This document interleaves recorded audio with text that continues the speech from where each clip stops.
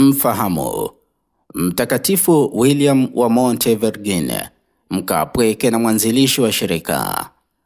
William alizaliwa Versailles nchini Italia mwaka 1185. Alipokuwa na umri wa miaka 14, aliachilia urithi wake wote akaenda hadi Hispania kwa ajili ya kuhiji kwenye kaburi la Mtakatifu Yakobo kule Compostela. Alisafiri kwa miguu mitupu na kuvaa nguo ngumu. Alivumilia njaa, kiu, jasho na baridi. Aliporudi Italia, Roho wa Mungu alimshauri kwenda kuishi peke yake karibu na Napoli, apate kumtumikia kwa faragha. Hatimaye alikwenda kwenye kilima kiitwacho Monte Vergine kati ya Nola na Benevento kusini mwa Italia.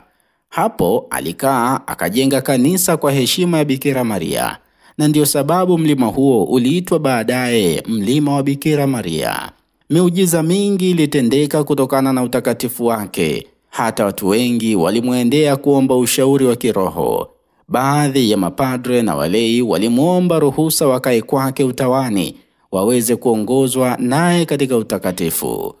Mwaka 1119 akaanzisha monasteri kwa ajili yao. Huu ukawa mwanzo wa shirika la wakaapweke wa mlima wa Bikira Maria. Baada ya muda, baadhi ya watawa wake waliona ugumu wa kanuni ya Wabenediktini iliyodai nidhamu kali ya maisha. Wakalalamika kwamba mwanzilishi wao alikuwa anagawia maskini chakula chao. Rogeri, ambaye ni mfalme wa nchi hiyo, aliposikia malalamiko hayo, alimuita kwake kusikia mashauri yake. William aliwaacha, na chini ya uongozi bora wa Rogeri wa kwanza, mfalme wa Napoli, alianzisha nyumba mpya za kitawa kwa ajili ya wanaume na wanawake, na moja ya nyumba hizo ni ile ya kule Sareno karibu na kasri la mfalme. Roger alitaka William awe karibu naye ili anufaike na hekima na ushauri wake. William alikuwa na imani kama kofia ya chuma. Watu waliokuwa na mwenendo mbaya hawakuvumilia kukaripiwa naye. Inasemekana walimpelekea mwanamke mzinzi kusudi amshawishi William.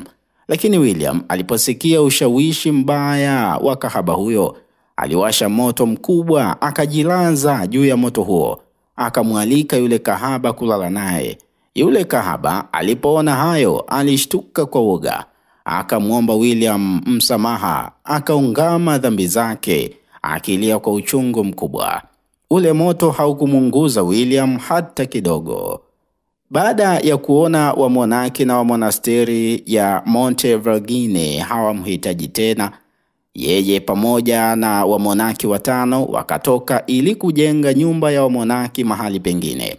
Ndivyo alivyofanya mara 3 au 4, na hivyo akajenga monasteri nyingi za watawa wanaume na za watawa wanawake.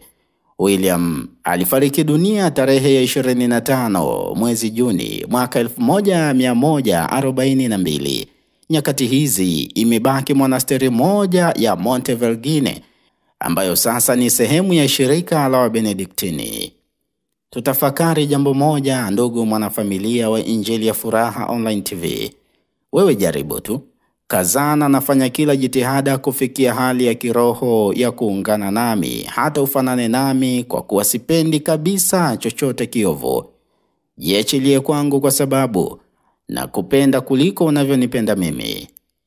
Maneno haya tunayapata kutoka kwa Yesu mwenyewe na Mtakatifu Katarina wa Siena. Mtakatifu William wa Montevergine, mkaapweke na mwanzilishi wa shirika, utuombee. Hii ni sauti ya Pasco Tuliano. Tumsifu Yesu Kristo.